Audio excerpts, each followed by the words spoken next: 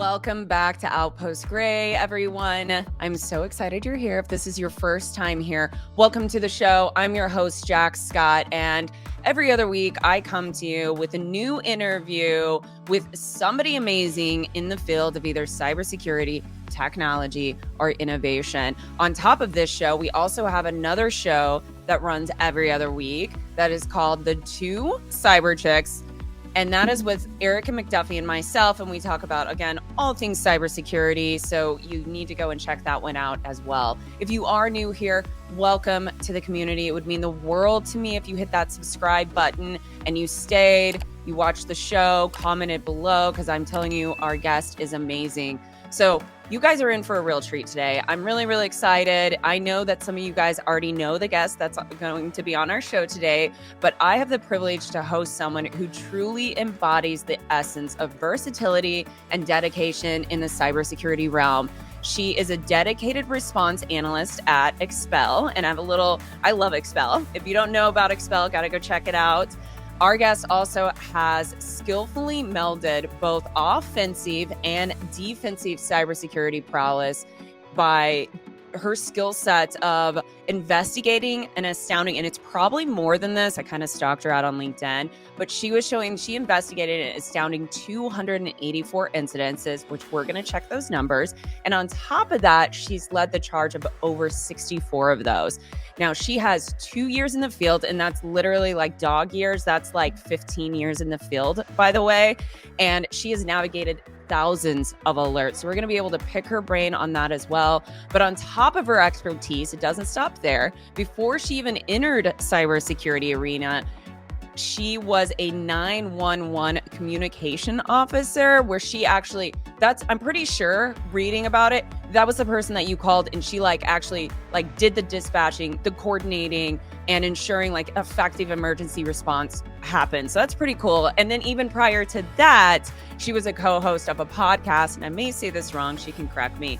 It's called Suchi Podcast, and it was a podcast dedicated to Japanese and Korean drama. So that's pretty cool. So who am I talking about? Who is this person? Well, you may know her as Stacey Lokey, or AKA, I think it was Sweet Delights is what she used to go by. And I think she still does.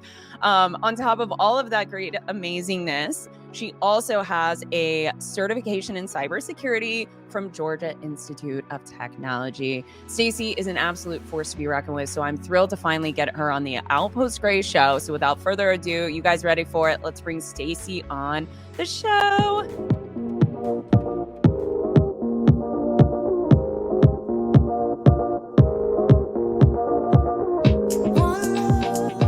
All right, what up, Stacey? Hey, super cool to be here. Very cool. I feel like this is a long time in the making. I feel like I've known you forever at this point. You've helped me, you've seen me evolve in cybersecurity space. So it's super cool to be here. I know. I was before we hit record, we were talking about Expel and what you're doing now. And I'm like, God, I remember when you got into Expel and it was wasn't it like a 6-month internship or something like that you initially started with, and then it turned into a permanent role?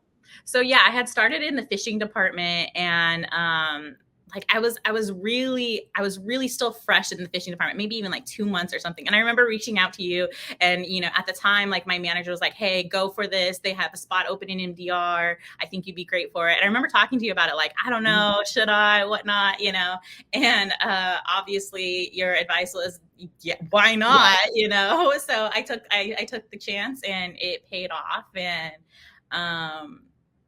2 years later, I'm still in that same MDR, and, I've been promoted and taking on more responsibilities. I got to do a stint in the threat hunting role. So it's been a blessing and a job that keeps on giving and helping me grow. So I feel very blessed. Yeah. And you like many people in this field, it's hard to break into this field. It's hard to break into this arena. I'm really curious for you. Was it the same story, even though you got in and you were doing the phishing piece and you had this internship? Did you feel like you had your own fair share of challenges just breaking into this industry? Yeah. So I feel like the landscape has changed a lot now where we are. Now I definitely feel like there's a summit to be climbed to break in. There was a summit to break in back then too. I don't feel like it was quite as steep as it is now. Yeah, but I remember going on interview after interview. I probably applied to about 200 jobs. But again, I was still getting interviews though. I was getting like maybe I think I had about 20 interviews.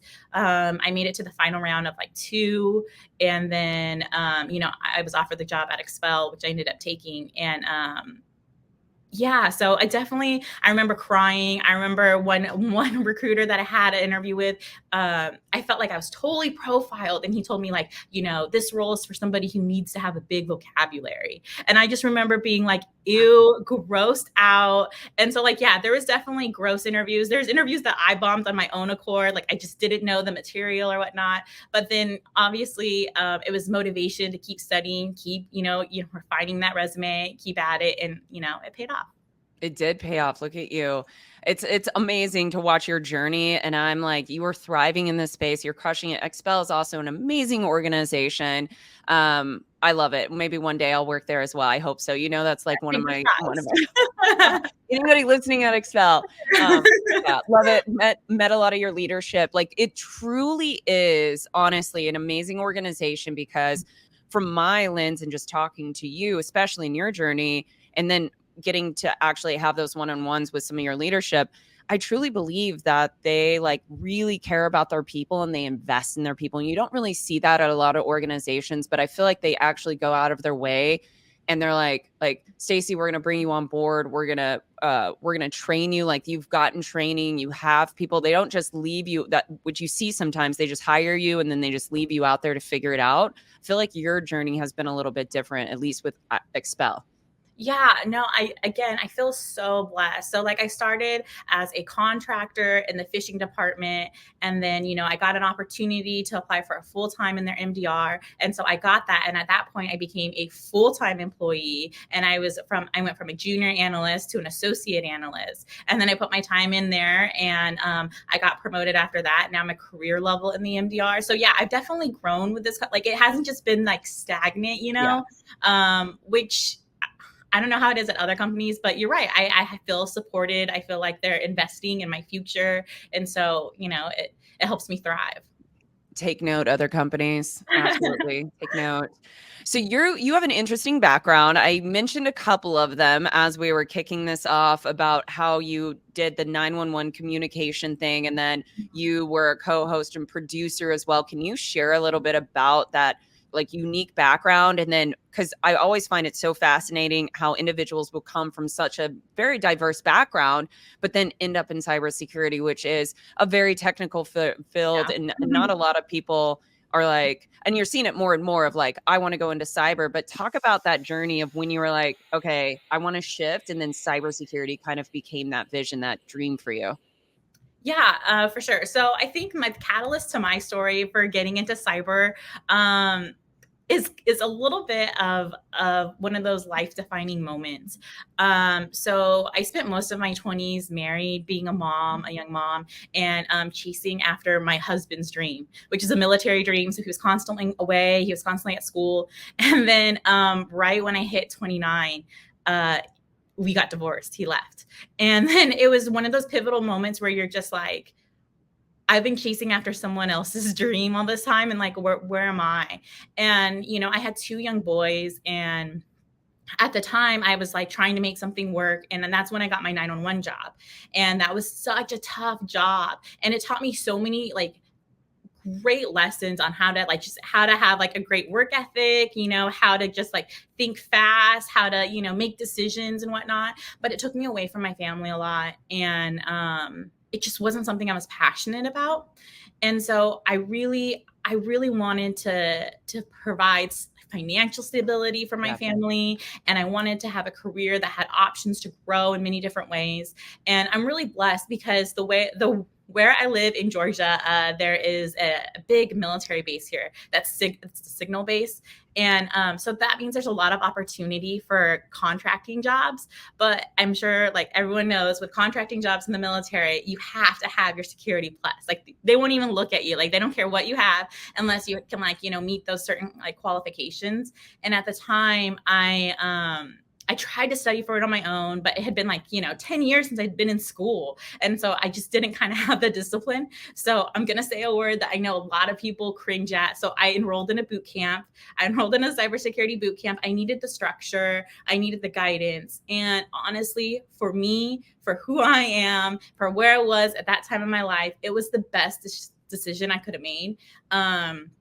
Because it dipped my toes in a lot of different like fields or little career paths in cybersecurity. It gave me the direction, the stability. And so I did the cybersecurity boot camp. During that time, I started applying to jobs. I started posting on LinkedIn. And by the end of it, so it was a 6-month boot camp. And by the end of it, I had secured a job. Oh, wow, Again, that's a golden story. I know it's not like that for everyone. So I definitely want to preface that, but I did have a really good experience, but I put in the work too. My camera was always on in boot camp. I was always doing all my assignments. I was posting about my assignments on LinkedIn. I was like interacting with others for advice and things. So I know boot camps get a bad rep, and I think there are some that definitely do take advantage of people, but I do think if you're hungry enough, and you put in the work, sometimes it does pay off and you do get that, that return for your investment. And for me, that was the case. So did you take your Security Plus, or did you did the boot camp? You didn't take it. Yeah. But that's what great story though. I want to highlight that. I want to highlight that. You don't need a Security Plus to get a job in this field though, but you still learned so much. I'm not a cert person. Like I have a master's degree in it, but I just want to demystify if anybody's like, did she get the cert? No. And she got a job, but that is your story. It's not everybody's stories, and boot camps do work, but I think that's an amazing story. And I'm happy you shared that, because it just tells people like, you don't need a cert. There are going to be other options. Maybe government contracting isn't where you're going. Like that was your path, but look at you now, and you're probably way happier where you are now than you would have been in government contracting. Yeah, no, I definitely, it is kind of a taboo thing. And for me, it's taboo. Like I definitely do want to go back and get my Security Plus. Why? Because no one in my company cares if I have a Security Plus or not. But at this point, it's almost for like my own personal gratification that, hey, I can do it. But you're right. I definitely, you don't have to have these certifications to land these jobs. Some of them obviously do require it, but is it a hard line in the sand? No. Yeah. Oh, I accidentally clicked you and I didn't mean to. Come back. All right. So there is, that was funny. So it's like I'm a JV over here. I don't even know how to run my show. I'm like, oh my gosh. So there is a MACE Act, MACE Act. MACE is a woman, congressional woman. I think, she's a congressional woman. Hi, Cooper. My cat's screaming at me. If you can hear him, I don't know. But she is out of I think North Carolina. The reason I'm sharing this with you and all the listeners is because there was a huge movement, because it's very challenging to get IT and cyber jobs in the federal space. You have a IAT level. I think it's called IAT or AIT. IAT levels, which is the Security Plus that you're talking about. So there's these levels. And if you don't have them, you can't even enter, even if you have 15 years, or you need a certain other level to be selected for a senior job. I think it's a crock of, crap. And it has now created 50,000 jobs that we need to fill within the federal space. So this MACE Act has created a way for individuals to be able to apply for federal positions in IT technology without having a degree. So that's the first step. I still think they need to get rid of this whole cert requirement, because it literally alleviates now you've got 2 or 3 years, you still can't get a job in the federal space. You even have a certification. It's I can unless I wouldn't be able to get certain leadership roles, even though I have a master's degree, unless I go and get a CISSP, and that's insane. So yeah, the MACE Act. I just wanted to share that. But maybe that whole cert thing will go away eventually. But anyway, it's wild. So pivoting back to you. So you've been in the field for over 2 years, which is literally like dog years. It's it's a ton of years. Like in other jobs, 2 years is it's 2 years. But in our field, I mean, you learn so much in sure. like 6 months period. So Yeah. you've been there for 2 years. You've been kind of cranking along within your role. You've done a few different things. Mhm. Do you ever do like retrospectives where you kind of like sit back, like the boot camp thing? You maybe could have been like, maybe I didn't need to do that, or maybe I could have done this course that could have helped me. But if somebody's listening to this and, wants to get to your position in like 2 years, is there something like you, Stacey, 2 years ago that you could have been like, hey, you should probably study this. This may help you to get you to kind of where you are currently today that you could share with the viewers to maybe help them along their journey? Yeah, I think one lesson that I've kind of like continually seen play out either in myself or amongst like my coworkers is that no one is ever ready. It's like if you wait, and I think that advice is given a lot, but it's so true. When I applied to the MDR spot, I wasn't ready. Like, there was things like there's certain ducks I wanted to get in a row, and shit, probably didn't even have all my ducks. Yeah. And I think in things like you said, things move so quickly in cyber. You just have to jump on each opportunity, and it might feel uncomfortable. No, it is going to feel uncomfortable. It is going to feel unsettling to kind of chase after these opportunities where you're like, I might not have any business being here. No, you're Yeah. wrong. Okay. No one has any business. Like you have, like a lot of my coworkers, they have master's degree. They have really impressive certs. I have others that have degrees in, one of our malware guys, he has his degree in linguistics, and so, but he's like our resident top dog malware guy. And so I just want to encourage you, like, if you think there's an opportunity that you want to chase after, go for it. Don't wait Yeah. for permission from anybody, because your coworkers, your peers, people outside of the field, they're going to chase those opportunities. So what's stopping? Like, there should be nothing stopping you from doing that exact same thing. And like I said, it's going to feel uncomfortable. You're going to feel weird. You're going to feel like I don't belong here. No, squash those thoughts, because you belong. You deserve a seat at the table. If you're like listening to this, if you're studying, you definitely deserve the spot. So why not chase after it? Yeah, and I say, like, not just squashing him for sure, but own it before you squash it. Like, own it and accept that it's okay to feel like you go in and enter a room and you feel really uncomfortable because you're like, we call it like, I'm the dumbest person in the room. I don't like that word, but we do that to ourselves. So like, I feel like I'm so stupid. I'm the dumbest person in the room. Okay, it's okay. Like, own that. Be like, okay, I recognize this is how I feel. But they all started where I'm at. And so own it and realize that we've all have felt that way. And there is like, I'll feel that way again. Like it's the way this field is, because you're never going to know everything. And there's always going to be somebody smarter than you. It's just that continuous learning and continuous education. I mean, you never stop learning. You never stop learning. No, you don't. And I mean, again, just going back, like you could take a week off of work and then you come back and it's like the entire landscape has changed. So you're always going to that's just life in cyber. You're always going to be uncomfortable. And as long as you get comfortable with being uncomfortable, you're going to do great. Absolutely agree with you. So you are working right now as a detection and response analyst.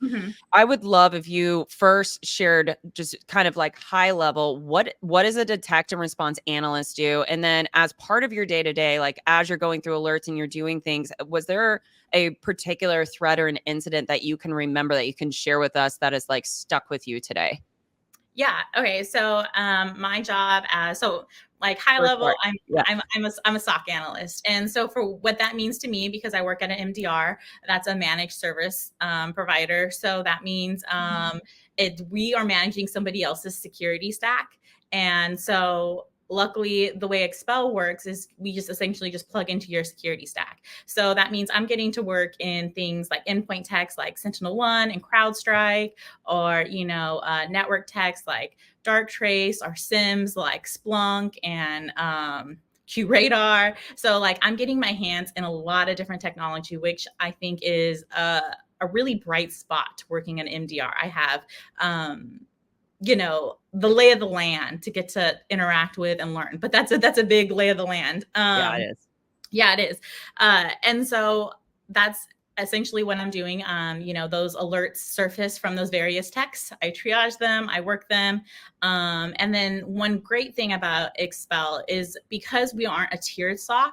So if I grab an alert and that alert looks suspicious, I can turn that into an investigation. If that investigation is looking like, hey, there's certain criteria that's met, this needs to be an incident, I get to promote that to an incident.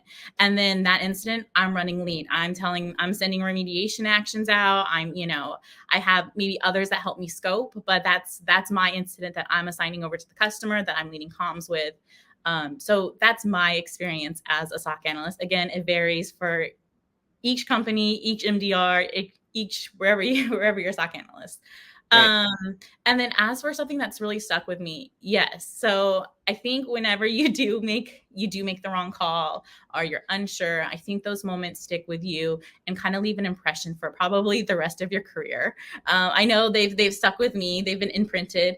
I think one of the things that I've encountered and that I've had to grow past is transitioning from a new analyst to probably an analyst that has experience. And so something that comes with that is if I call something out bad in the SOC and then I get pushback, okay, well now I'm no longer the new kid on the block that's like, oh, you're right. This is benign. No, I have experience now and I need to trust my gut, because there has been instances where I've gotten pushback and I've maybe defaulted to the more senior person or defaulted to my shift mate for whatever reason. And it's been a real learning and an evolving journey, I guess I should say, that no, I have experience in this space. My gut tells me what my gut tells me. I have the education, I put in the time, I put in the studying to know when I feel like something is bad, that yeah, I have the authority and like I should have the confidence to tell my peer, my partner, whatnot, no, I want to get this in front of the customer. I think this is bad, X, Y, and Z. This is what I'm going to do. Yeah. And I think it's been those types of experiences that have helped me grow into a better analyst. And it hasn't been easy. There's been some awkward conversations, but at the end of the day, you're there to stop threats, not to make friends. And, you will ultimately get the respect of your peers, your managers, whoever you need that from, when you do make those tough calls, because there will come a time where you have to make a tough call. You have to make a stand. And those are the moments where I feel like you grow the most as an analyst. And those are the moments that have stuck with me. What would these are great points. And I want to dig a little deeper on that. Like, cause it's not you've got the confidence now, but when you first started and the reason that like you, maybe some of those incidences, like they weren't seen as an incident because you didn't know how to like voice yourself. You didn't have a voice at the time. Right. So I'm just thinking like, if I was you and in that position as the new like Stacey, that would be really nerve wracking to like tell my boss, no, I'm trusting my gut. I know that this is an incident and we need to like look into it instead of it calling it benign. What would you tell somebody that is in that same role right now that is like has had this maybe happen to them, or maybe it hasn't happened to them yet, to like, you got to trust your instinct and know, because I know I worked at Capital One for a little over a year, and I worked really closely with the SOC, and I just remember there were so many alerts that come through. So it's like, and you get gun shy of like, if you escalate too many that aren't supposed to be escalated, then you become that person. Yeah. So like, where's that finite balance for somebody that's listening right now? Because that's a nerve-wracking place to like push back on the boss and be like, no, I think this is something that we actually need to investigate.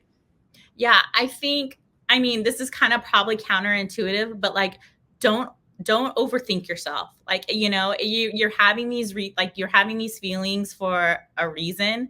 Some of my default things is like, that I did to help me build my confidence is like listening to some podcasts. I even had sticky notes of like the verbatim of like what I wanted to say. And in that moment, if I'm going to get pushback, like I have a sticky note that says like, I just want to get the customer's eyes on this, or, I might be wrong, but it's okay. I can take ownership of this. And so like having those default sticky notes just kind of posted around were like my little confidence booster, so that if I did get pushback, I had my default. Like I didn't have to think about it. Yeah. I didn't have to think, what am I going to say? No, I had my little default response on my sticky note, just Yeah. regurgitate it out and move on. But, I think ultimately the biggest lessons that you learn are from mistakes, and as painful and horrible as they feel in the moment, you grow so much from them, because you never want to feel like that again. You No. never want to make those same mistakes again, right? And so I think ultimately, I think if you can avoid it, obviously that's the best case. But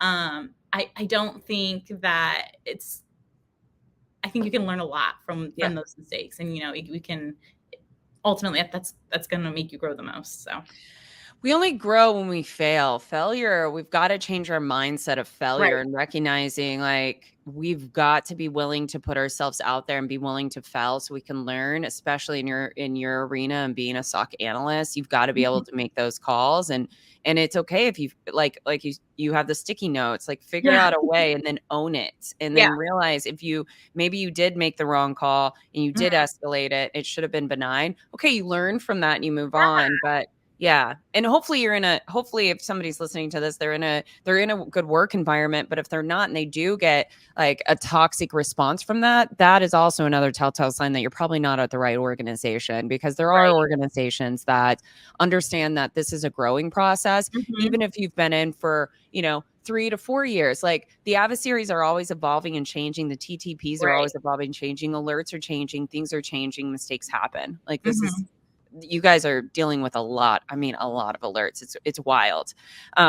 So let's say we've got some listeners, because I know we do, that want to break in and they want to become a SOC analyst and do kind of what you're doing.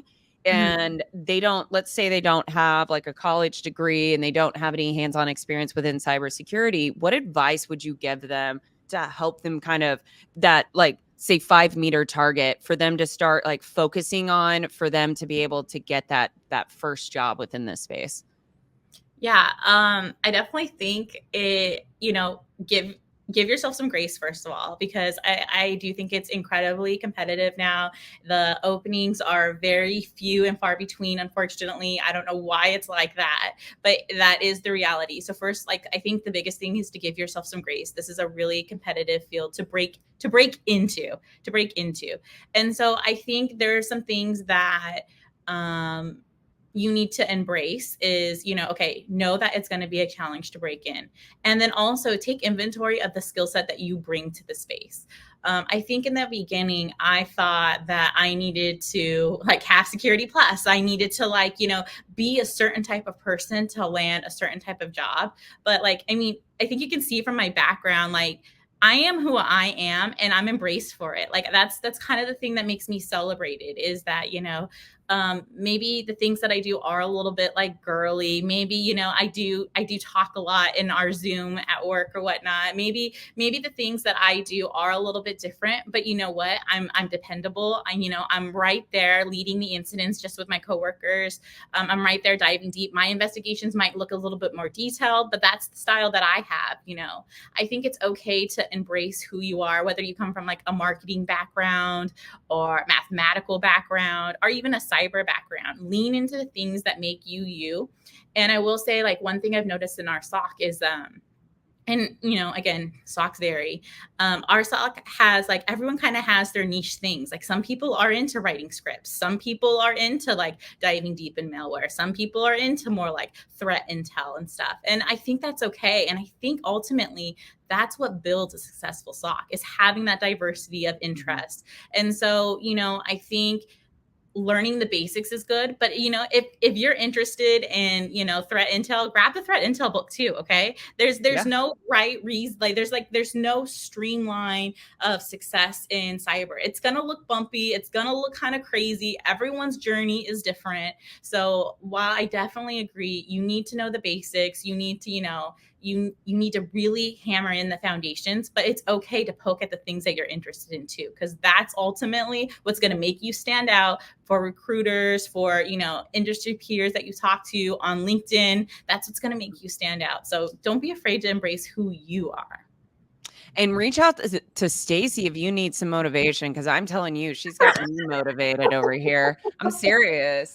And I'm pumped because everything you're saying is absolutely true. And if anybody's listening to this and you're in analysis paralysis right now on anything, on the job hustle, on the content creation, on just putting yourself out there, this is totally natural. And like you said, I love how you started with give yourself grace. I always say ease and grace. It's not easy, but you even if you're in analysis paralysis right now, like I said earlier, own that. Be like, all right, I'm absolutely overwhelmed and I'm in analysis paralysis. And then reach out to Stacey, reach out to me, reach out to somebody and let us help you take that next step. And just remember, like, just keep trying, because it eventually, I truly believe you'll break in if you have a goal. And I know, and we could go down a rabbit hole and we won't, but I know it's getting even harder with AI and filtering of the resumes, but use AI to help build your resume around the job. Like, use the tools, use the things that you have at your fingertips, and you will be able to break in. We need more people. So it's not going away. I think that's one of the things that, if you are feeling discouraged, is cyber threats aren't going away. I know companies, they go through their own evolution, they grow, they shrink, they evolve or whatnot. But I think something that stays constant is the real threat of cyber attacks. And so in the back of your mind, it sounds terrible, but there is security knowing that these threats are always going to be out there. We're always going to need individuals. And, as the space grows, like with AI, there's new threats evolving. And so I think opportunities are going to be continuous. So I just really hope people stay encouraged, stay hungry. I know some people have been chasing after this dream for a while, but we need people like you. We need people who are persistent. We need people who are hungry and, are just in it for the long haul. We need you. I agree. Yeah. All right, we are wrapping, but before we wrap up, this is a totally random question, because you were going to start a YouTube channel. I think it was Sweetdelights or something. Yeah. Like, when is that going to premiere? I know, right? I don't know. It's one thing after another. I don't know. I don't know. I mean, I still want to. I still have every intention of doing it probably this time and next time we talk. It'll probably still be in the same spot. And that's that analysis paralysis right there. Yeah. But no, it definitely is a passion. It's something I want to do. And maybe you'll see me soon. Maybe you won't. Maybe we'll still talking about it here. Yeah. We'll see. I love it. Well, thank you, Stacey, for coming on the show. It was an absolute pleasure to host you. We'll do it again. Thank you for having me. Yeah, this has been so much fun. I love talking to you. Absolutely. You are killing it. Love you, girl.